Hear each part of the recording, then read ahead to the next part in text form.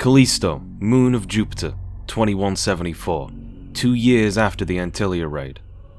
The celestial body is mined for various resources, particularly Metatron. The world has begun to revolve more and more around the new energy source since its utilization in the military. Low quality work by low paid people. The mining lab is identifying prints have faded and weathered. Within the cockpit you hear unstable metallic creaks. The accompanying AI that aids in piloting is unintelligent and unhelpful. The planetoid is an uninhabitable frozen wasteland. And yet here we are. Dingo Egret is piloting his Lev despite the malfunctioning autopilot. He's a likable guy with the confidence in piloting that has him disregard his friends' worries. They enjoy his company though. He's quickly established to be very capable and full of vague Martian sports banter. When asked the question of which team won in 66, his knowledge fails him though, and he takes out his frustration on his jalopy of a rabbit. 66 was 2 years before he joined the mining station. Dingo decides to inspect a suspiciously large vein of Metatron close to the surface, with the help of his CO Angie. The lever's a clunker. Fittingly, the thing walks like it's trudging through snow despite the planet being so cold the surfaces are iced over. The only thing slower is walking backwards. In fact, it's so frustratingly slow you're gonna try and start looking for buttons to make it go faster, which leads you to discover the jump button is triangle, sharing something with the main moveset of the previous game. It excels when it doesn't have to rely on its legs such as air dashing or climbing, but it adheres strongly to gravity. Landing gives an arbitrarily long recovery.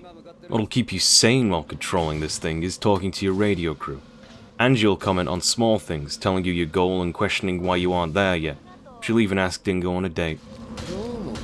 You can respond to almost all statements like this from friendly characters by pressing in either analog stick button to give a positive L3 or negative R3 response. They'll occasionally show offense or show promise to your reactions. You can even shout at your speak and spell to Siri. Just a ways we find a sarcophagus holding what Dingo identifies as an orbital frame. It's a fantastic cockpit tease. Everyone watching knows exactly what we're in for. Suddenly the situation on the surface becomes hostile. Angie warns us about a ship and gets cut off while explosions rock the structure. Dingo knows it's the work of Barham and he gives Angie tactical advice. How would a simple mining man remain so calm in this situation? How would he know exactly what to do? As if anyone would need an excuse, his Lev becomes damaged in the attack. If JEHUTY were just there with its canopy open exposing its raw cockpit, you know you would too. You know you would.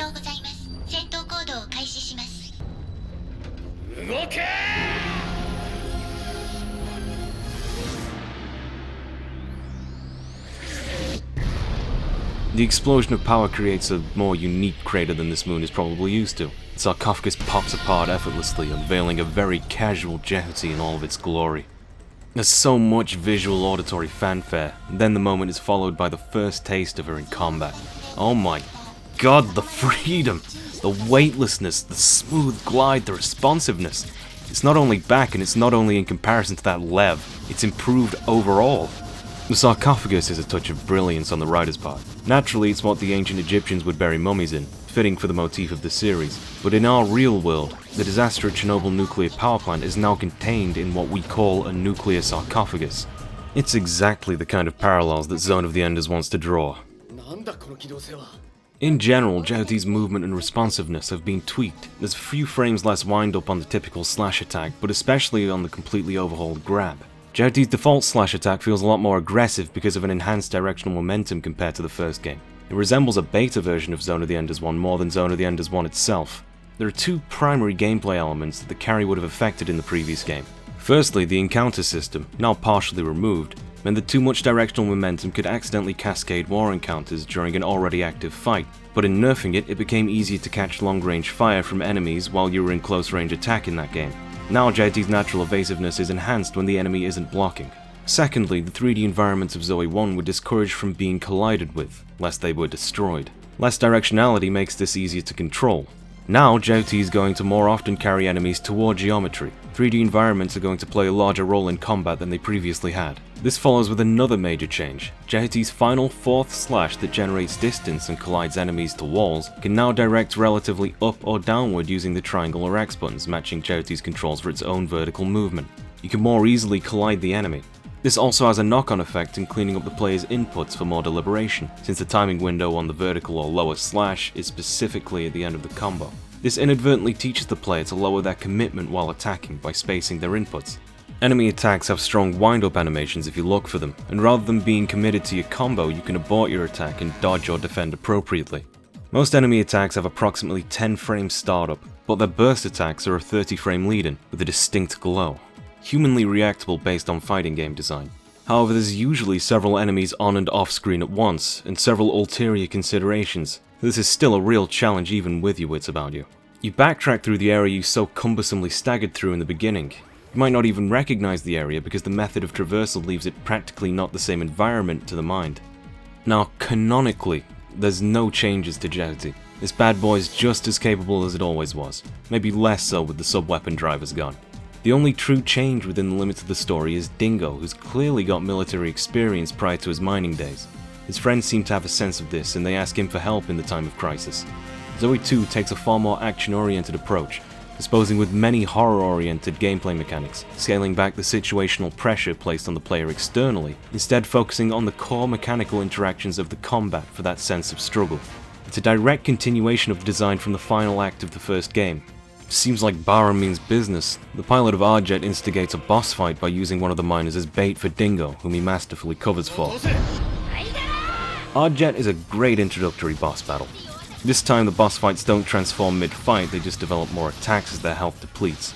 Her moveset has a spam slow-moving attacks at you to reinforce the long-range dash attack's improved utility, and her later attack is a massive, beautiful charge beam that forces you to prepare for evasion. The vulnerability after these moves reteaches the importance of zoning in the game system, and how distance should be manipulated. Between these attacks she'll close the distance herself, and shield most of your attacks, prompting you to burst slash. The end of the boss fight is now punctuated by a frame of inverse colours, rather than petering out with exhaustion. Dingo barrages her with questions that again reveal that he understands more about this situation than he's intending to let on. Ardjet retreats to the mothership. Angie, the same chick that asked us out, says the ship is headed for her position. Dingo makes the choice to take this fight off of Callisto, knowing that it may well mean self-sacrifice. He says his goodbye to Angie, effectively saving his friends, but there's definitely an undeniable curiosity he has about the current Barum. And the music! Oh boy! Along with the heightened combat focus away from horror, the soundtrack embraces a lot more flavors and musical concepts from the previous game than you'd expect, but with more cohesive and less offensive audio for lack of a better term. Backing chords are held longer, songs break down and ramp back up of their own volition.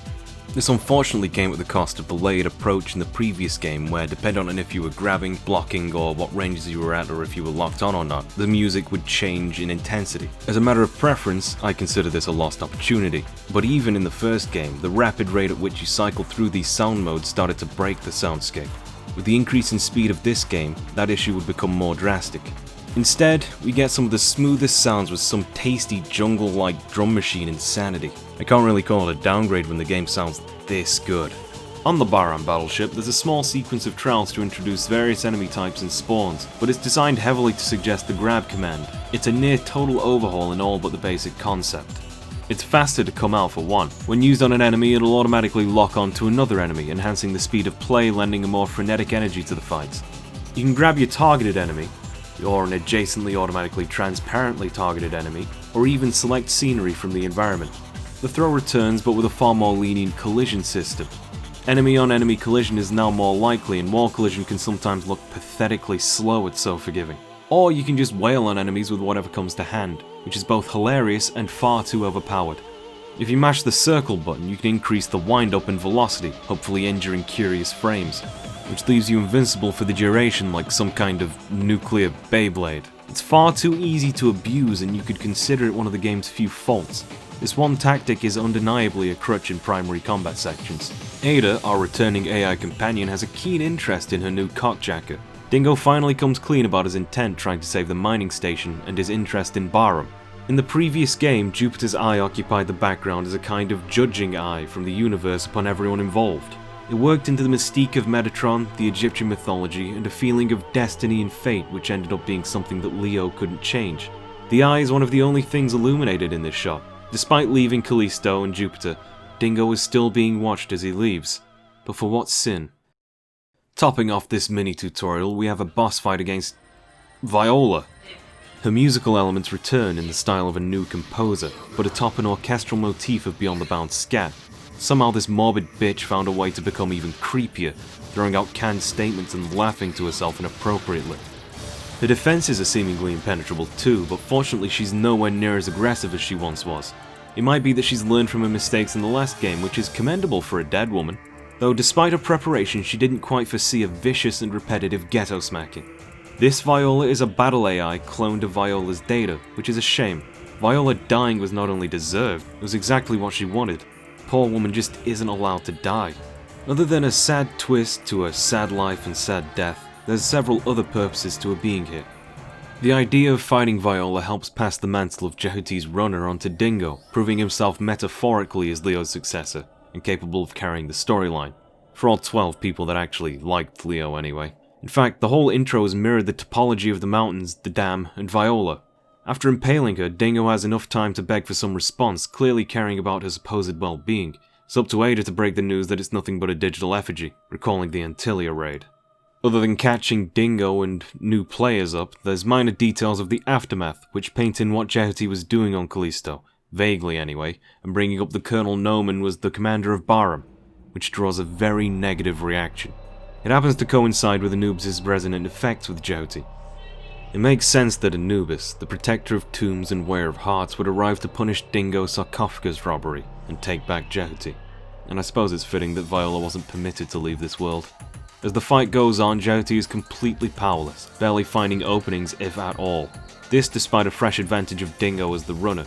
You can certainly put up a fight and take smidgens of health, so there's some ground made up between games, but there's certainly no victory. It's too tough. Anubis teleports out of danger too quickly, his attacks are too powerful. The exact same issues are cropping up where Anubis simply doesn't conform to the game mechanics. The music once again borrows ideas from the first game, but reformats them for this game's main themes and motifs, only distorting itself down to the drum beat at the end of the fight. Anubis' runner, Noman, isn't even concerned with the fight. If anything, he's having a bit of fun, though he seems to recognize something in our protagonist. The fighting style? The voice?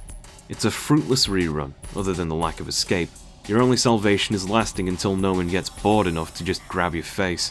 You're apprehended with a good pegging from your dead comrade, so our protagonist and antagonist can get comfortably reacquainted.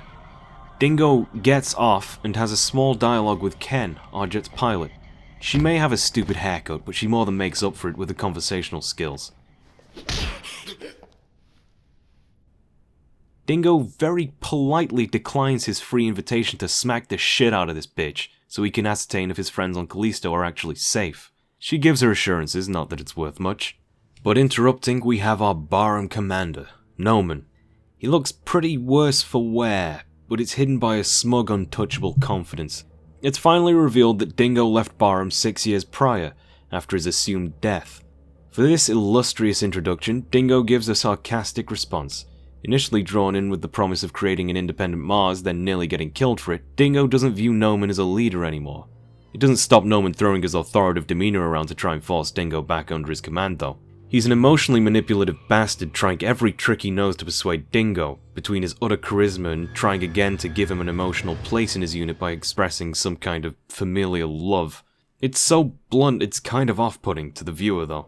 Once again, the easiest way of creating a career soldier is to give them a sense of place, but Dingo's heard enough of that. He tries to run away again. Dingo faces Anubis, Wearer of Hearts, and loses. Anubis in this game takes the role of some kind of fated mortality that judges all who come across it. It's unknown to the player at this point, but Dingo does indeed die for his character flaws, attempting to run away again instead of directly confronting Noman. Those flaws mirror Leo's, however, Dingo's come from experience. Rather than not understanding war from the outside, Dingo became disenfranchised from the inside. He's disgusted by what he's seen. They both wanted to escape. It's graceful writing that orbital frame pilots are called runners. But what his character moments always revolve around is that he can't stand watching people he cares about die. His original answer to this was to abandon his life in the military and abandon his comrades, such as Viola. After all, you don't have to see your friends die if you don't see them and they're no longer your friends. You could view his heroic departure into the Barham ship as him saving his friends, but you could just as easily interpret it as him also running away from seeing what might be their dark fate while the planet was terrorized. It was an incredibly risky and ill-conceived move. He even gave a tearful goodbye to a clear romantic interest. and now his heart has been weighed against a bullet. It's not exactly a feather, but I suppose everything's weightless in space. It's not only gruesome but protracted, Dingo seizing and practically mummified in shock, surrounded by frozen droplets of blood, hardly managing to gasp. He's been Dolores, but the only person around to care for him in his last moments is a complete stranger.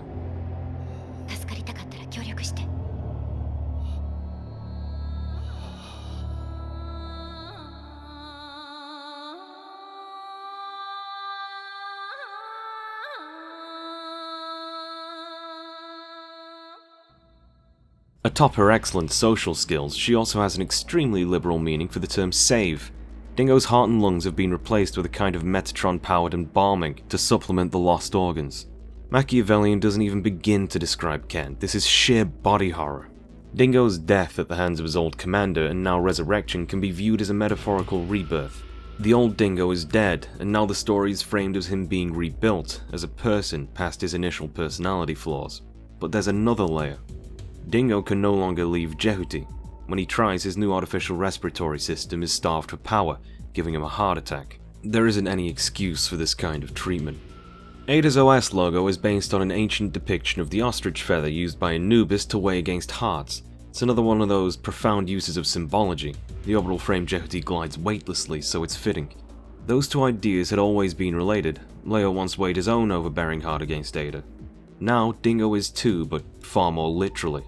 The other aspect is his real heart being in storage. His life is in the balance at all times. This game will be Dingo's purgatory and final judgment.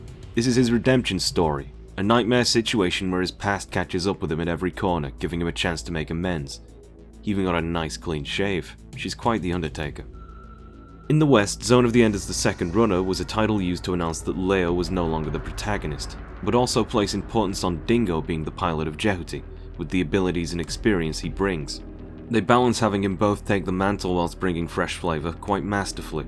Ken has Dingo strapped into JEHUTY so that she can overthrow Noman, saying she's part of the Space Force. Assumedly, this makes her a terrestrial. You could argue Ken doesn't care for Dingo because of his shady past, the terrible things he's done, but she's not shown to be above cruel acts herself, which brings us to Spacism. On Earth, Enders refers to Martians as a derisive term. They view Martians as inhuman, inferior, and unworthy. At times in the animated series, it resembles the most extreme examples of classism or racism possible. You can internally make sense of Ken's complete disregard for Dingo's human rights using this information. The Game Boy Advance tactical Japanese role-playing game spin-off tells us that Martians themselves refer to Jovians as Enders, whom Dingo chose to coexist with, people on a moon orbiting Jupiter. He chose a fresh underclass to become a part of. In his previous life, he'd clearly expressed some kind of Martian patriotism as a member of Baram. Dingo now disregards these reactionary or extremist sentiments. We're at Deimos Station, orbiting Mars, the same place IDOLO was destroyed. Pretty good exercise in JEHUTY's new power before the story kicks back up. Mosquito hordes feel great to dispatch, you can destroy tens of them at once with a single attack. The game will throw them at you with other enemies as a kind of chaff for your lock-on and long-range attacks. The damage output is weak but can chip away your health en masse. As for returning enemies, mummy heads have become proper white mages actively healing their comrades. Destroying mummy heads with weaker attacks will shed their shield, leaving nothing but a raptor. Cyclops now have a damaging hit-stun prone long-range attack that strongly distorts visuals, making them the strongest threat in the game and a liability to your situational awareness. Raptors don't use javelin anymore. The buffs are incredible, and likely only possible because JEHUTY itself is far more capable. Before, facing all of these enemy types at once was a stressful affair. Now it's a little bit more lenient, when a frame being healed by a mummy head will trap the two into that process. They're reversing the effort you've put in so far, but also they're vulnerable. Simultaneously, they're allowing the player breathing room, simplifying the current combat scenario. It's a fascinating way to toy with player priorities and add in more abstract strategic decision making, which is complemented by the Cellar. These are effectively an enemy spawn with a health bar. They won't deal damage to you directly, but they're another consideration for when you should break away and decide to limit the numbers you're up against. Or you could push your luck and grind for levels, a returning feature. A major direction change for the combat is an increase in meaningful strategic decision making on the player's part based on the situation and their own status. On the tactical side, your ranged dash attack is very easily blocked, and enemies have two defensive options against the slash combo: crossing blades or guarding. If you can use the ranged dash attack to spray the enemy with beams, then dash into short range ahead of those beams, you can option select their reactions for your slash attack. It's a good way to do damage to begin with, but if your blades cross, they will be open to the beams and eat the rest of those bullets with your combo for massive damage. And if they guard, their block state will be prolonged, providing more time to set up a burst slash. This is rad, but also a rare example of linking attacks together thanks to disjointed hitboxes. It's reasonable to assume it's unintentional, but there are better examples of this tech later on. For now, we have a welcome return. After their surprise popularity in the first game, SOS missions make a triumphant return with some fresh, new, mandatory flavor. Dingo, deep down, is something of a self-centered asshole, and he'll only really provide life-saving help under threat of death. I guess in some ways Dingo's repenting. And we finally found someone lamer than Rock Thunderheart, God rest his soul. This cowardly bastard, Taper. He's not the most endearing character, but then again, we've not really met many of those. Adopting the pseudonym Henry G after one of his favourite sports stars, Dingo goes hunting for whatever freight crate Taper is hiding in. It works as a good tutorial on how to use the right analog stick to aim, since you can't lock on to them. In a best case scenario, you'll accidentally nail it on the first try. In a more likely scenario, you can narrow it down within 3 tries, as Taper provides enough information on the alphanumeric print, colour, and warehouse to have narrowed down the search sufficiently to a single crate. If you're stupid, you can spend almost 20 minutes narrowing it down, crate by crate, until you have no more to open but his.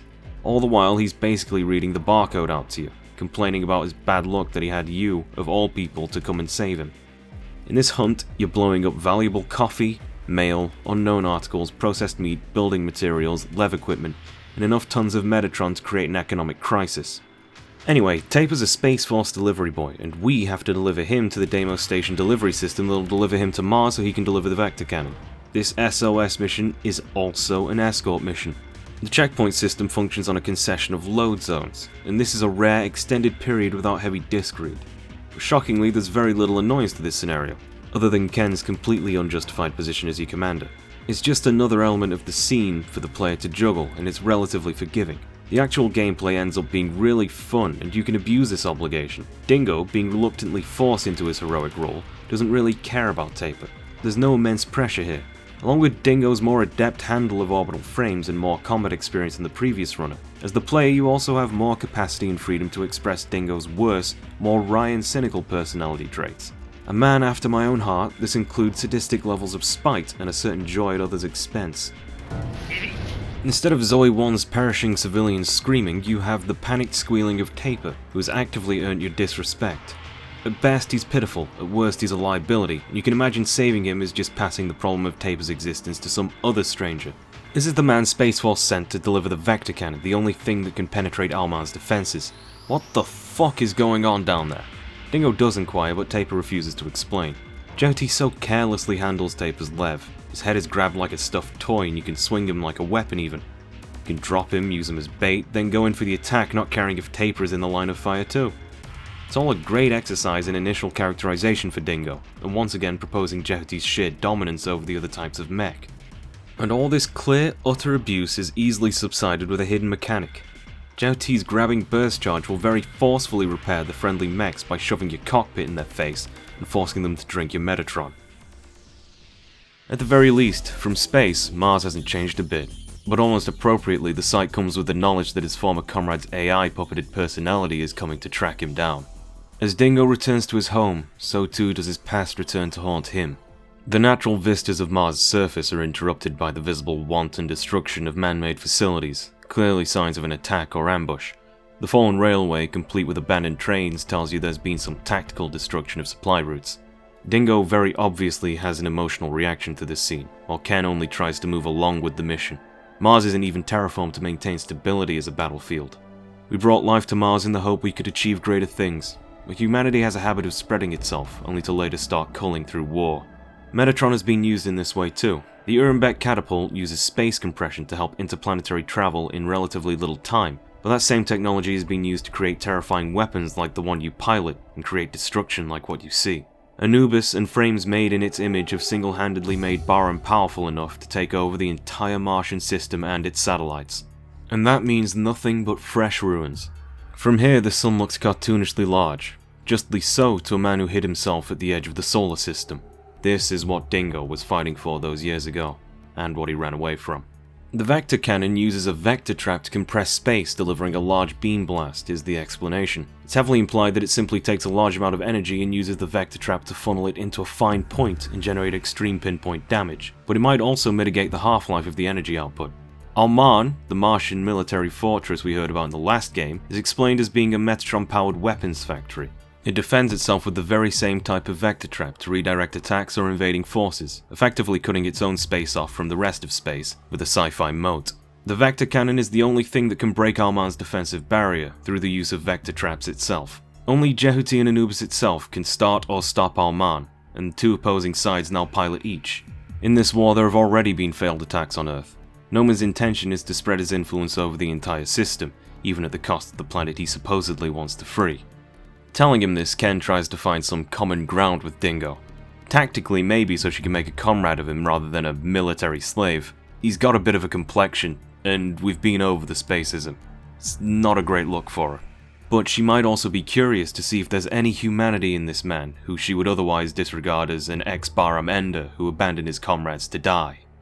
Dingo's justifiably melancholic snark pushes her away though. Despite expressing his curiosity on the Martian situation to the only two people he's had contact with since reawakening, Dingo claims he doesn't care about Earth nor Mars, only revenge on Noman. This more or less confirms Ken's grudge against him. In turn, this confirms Dingo's grudge against both sides. Bahram may be the villains, but the UN Space Force were doing it before them. At some point, the cost of this war became greater than the reward to either planet, but they just couldn't see it. Neither of them are wrong, but they aren't correct either.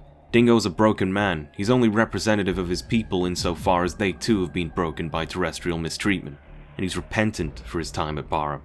She's right, he's a terrible person despite that justification. But by the same token, there's no way you can justify what she's done to him.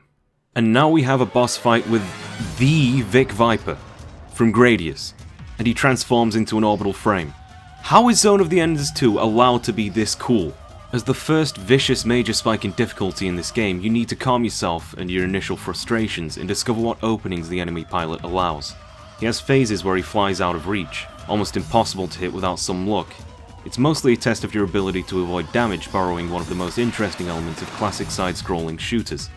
When he goes into flight mode, he'll spend about 15 seconds strafing you to avoid damage and show off the rusty environment, pelting increasingly vicious attacks at you through the fight.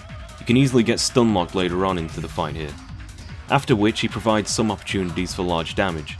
You can interrupt him into close range with a Genki Dama, or he'll strafe you a bit more before coming at you. The bullet patterns are varied and creative, and you can avoid them in sensible logical ways. Never too precise a dodge, but it's easy to get clipped anyway.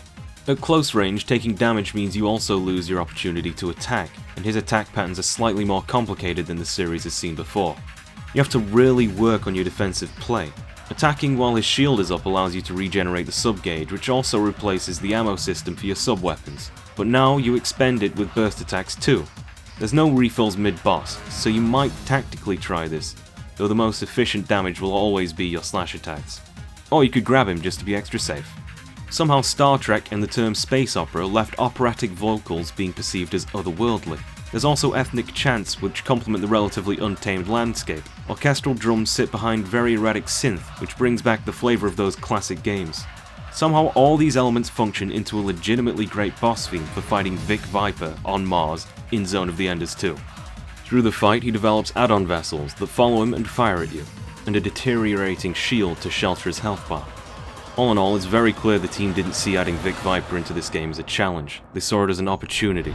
And Christ is he hard. Wait, what?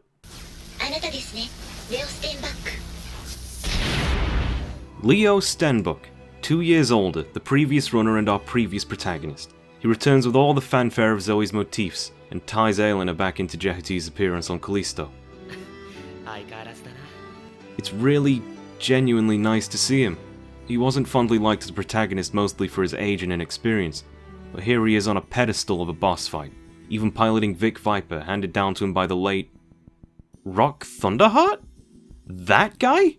He had the VIPERR, and he just died between games and never gets mentioned again. Alright, sure, yeah.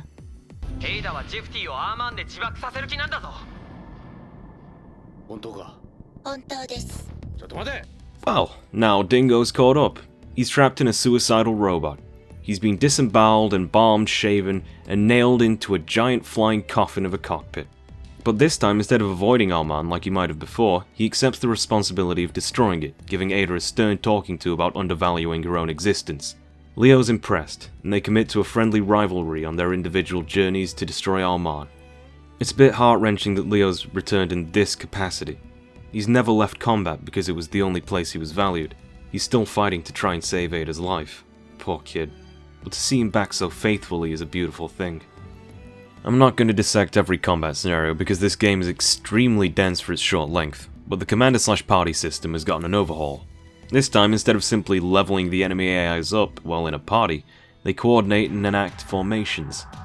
Raptors, much like their name, will peck you apart from all angles like a fresh corpse if you get surrounded. Cyclops will stack strong stunlock attacks. Mummy heads will create a halberd disco. The cornerstone of their tactics tends to be organised attack spam from up close or far away, and shielding their leader. Truly inspired tactics against our lone protagonist. When you take excessive DPS, Ada will recommend you long-range tactics and chip damage, or Gazer to deal with party formations by disabling them. Gazer's seen the most serious buffs in the game. There's more projectiles giving higher chance of success. You can spread or wad them up according to pressure sensitivity on the controller, depending on the situational proximity to walls and such. Their beams are heightened, and instead of forcing the enemy into shielding because of damage, they now activate a stun state, which leaves them open to any kind of attack. This is a great crowd control tool, and a great way to relieve pressure. If you can't push the enemy toward the wall effectively, you can get height advantage and good spread, or you can fish the enemies towards the ground and take advantage of the surface area. If the area is walled up, she'll recommend Gauntlet as it throws enemies into a collidable state that doubles damage in that event. She's a hell of a lot more helpful in this game, and if you agree with her analysis, she'll even switch weapons for you. If you respond negatively to her enough, she gives recommendations less frequently. As a battle AI, she's genuinely helpful. She fulfills her role in the game and cutscene, and still occasionally throws her own brand of backtalk. But she plays far less of a narrative role, having completed a character arc already in the previous game, so most of what you get out of her are just moments of familiarity. We can't just go flying around because there's a Baron fleet moving overhead, so it's through these Martian trenches laden with grabbable items and thwackable frames. Last time there was this much to grab. Viola's here with another grab test boss fight. This time she charges at you instead of running away. She's not much of an AI if all she can muster is trial and error. Fortunately, your AI is better and tells you how to win. Pick stuff up and block with it. She'll eat your makeshift shield and you'll eat a health bar. You can even grab her, which is hilarious. At the halfway point, we get a change of scenery into a town with a square ring with lethal walls. Ada tells us all we gotta do is dodge. She doesn't mention that Gauntlet will also pin it down, but what can I say? I'm an overachiever. Trial copies of the game didn't have these tutorials that undermine the puzzle element of the fight. Ada outright gives you the answer now. Sometimes Ada's voice actress doesn't sound distorted in the correct way, so this might have been a change late on. Whatever the case, they might have realized that the combat was the strength of the game, and the action can be so fast you can have the right solution and execute it incorrectly, adding to frustration. Viola's AI's AI also became more aggressive, so it's not entirely a waste. Or the trial versions were intentionally obtuse to last longer. The answer no one knows. Viola's ghost is finally killed. Even if it's an AI, Dingo isn't pleased with having Viola as his enemy. Admittedly, she was a scary bitch. The viewer will already know that from having played ZOE 1, but Dingo left because he saw his friends killed in action. It can't feel good to kill a comrade's image with your own hand. Viola's persistence is representative of Dingo's own thoughts, the guilt he feels, and how his past is catching up to him. As much as it's a cameo by a recognizable character, it builds on the futuristic setting and builds on Dingo's own feelings. Mars's capital city, Vascilia. It's not the best place to hang around, but before we can escape, we got a call from yeah, right, Taper. Before we can jet, Vascilia gets invaded by both the Space Force and Bahram spider frames. It's hard to tell who the defending side is because neither of them are defending the place. They don't care for the environment. A conversation with the Space Force unit confirms as much. Vascilian trash, he shouts before hanging up. Dingo assures Taper that he'll at least try to save the city. We got us a good old-fashioned SOS mission, baby. Ada asks who we're saving, Dingo says yes. We're fighting for the civvies and the Space Force. Brave move, escalating the stress of the situation since the last game. To stop the Space Force from attacking the buildings, Ada recommends Giza. prompting Dingo to have a little moment with her. She says it's Leo's influence, which is just charming. It's easy to recall the days that she'd encouraged Leo to stay out of harm's way. How far she's come. We have several spawn points that spew enemies in a defined pattern rather than wandering squads to encounter. They're all time-consuming spiders who shield when grounded and linger around buildings, making them hard to deal with. Gauntlet or a good grab can get them airborne to collide around or shoot shieldless. For the most part, the Space Force don't do anything if you make good time, and they'll open fire carelessly if you give them room to breathe. They just don't care. The grades feel less harsh due to inflation. There's now an S and SS rank for maximum rescue, meaning the feeling of the results is less harsh, until you know how the ranking system works anyway. Now I've ruined it for you. For a guy who doesn't care about Mars, he sure does beat himself up over even the fewest lost souls.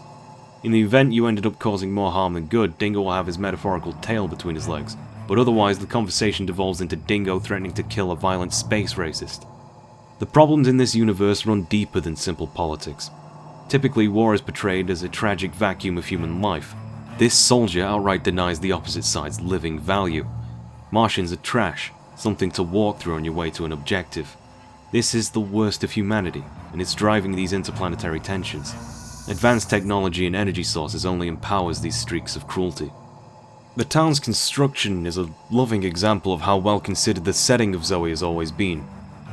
The series always borrowed elements from Snatcher and Police Notes to fill in aesthetic choices, but otherwise there's some Egyptian inspiration by giving the buildings slightly pointed appearances in some way or another. In a way, even those red deserts before bear association with the Egyptian ones in Africa. We've got a train to catch. It's barreling toward Taper's Space Force unit with the Vector Cannon carrying an orbital freight. This gives us a chance to save them and to meet up with them at the end of the tunnel. The most remarkable feature of this scene is that the enemies colliding with walls will lose their compensatory motion to keep up with the train, and therefore will fall out of the fight. Having given the player everything to understand the mechanics at this point, adding easy to conceive variations helps keep them fresh, and once again puts the 3D environments centerfold where they weren't in the previous game. The main goal of destroying the train isn't too much fun though. It's a bit of a damage sponge, but I suppose it adds to a sense of urgency when you look to the timer. Dingo shares with Kem a rather grim memory of a barroom man once accused of being a spy by Noman. With a rueful smile, he recounts finding a man's left hand in the garbage. Ken can't possibly be a spy. She wouldn't have lasted a day. Rather than refute his claims, she levies some of her own. Dingo ran away after Noman got his squad killed. He could have returned to Barham surely, but she accuses him of leaving his former unit to the horrors that befell them, Viola perhaps being the most key example. After his squad were one-sidedly killed on Callisto, he became a Callisto miner. In other words, he stayed where his friends died and dug holes for them. He couldn't move past that moment, trapped forever in survivor's guilt. Locked away in a cold, depressed landscape, he dug metaphorical graves, buried his head, and froze himself. Dingo as he was really did die on that planet. Noman's bullet was just a double tap. And now, at the end of this tunnel, a familiar image awaits him. You can call out to no response. Everyone's dead, and Dingo couldn't do anything about it. Again. Someone or something got here before him, and claimed the Vector Cannon, slaughtering everyone in the process. And wouldn't you know it, it's Viola. I did think that the last section had a bit too much wall-related smashing. Finally, she's become a real boss fight as well. You have to use everything that you've learned against her, while ads hold you in place so that you can get tackled, or they can be used as weapons to assist your beatdown. She's really not that difficult, but the gimmick of the fight can be hard to get down pat. Viola has been symbolic of the comrades that Dingo abandoned. True to her character, she represented death, and Taper over here's mentioned that some Barham robot that killed his unit was once Dingo's comrade. Turns out saving this twat was a liability. Then Ken finally appears, a bit late and at entirely the wrong time. Taper's nerves get the better of him. He's really got no power in this scene, but he holds a gun to both of them regardless. And in the confusion, Nephthys uploads Viola's AI to Ken's Ardjet and, well, this is interesting. Dingo's fear of losing more comrades has meant he's maintained a comfortable distance from Ken and Taper, especially by being standoffish, which has caused this entire mess. Dingo hid away from Barham for the same reason. This attitude might have actually got more of his unit killed though, like Viola, though she was asking for it. Now this concept is made quite literal. Viola's ghost has literally taken over Ken's frame, and the bleeding of images as the AI overwrites Ken is a visual cue into Dingo's thoughts. He sees every possible ally as another dead body in waiting sooner or later.